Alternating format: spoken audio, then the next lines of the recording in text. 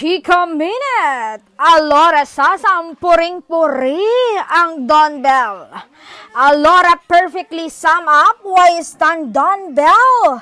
It's the same consistent praise from every artist they've worked with.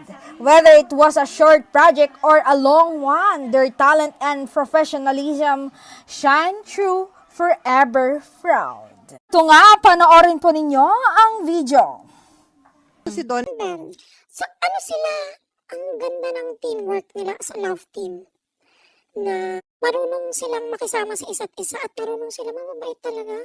Kung paano sila sa mga interviews, ganun din sila. Tapos, sobrang na-appreciate ko, lalo si Donnie din. Nung time kasi na yung Can't Buy Me Love, may pinagdaanan ako noon, tapos nasa dressing room kami. So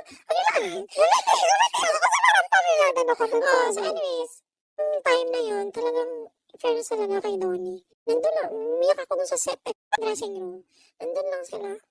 Yung parang to-support, ganyan. Na parang at least hindi ko na-feel na mag-isa ako. So, pinaramdam nila sa akin yun.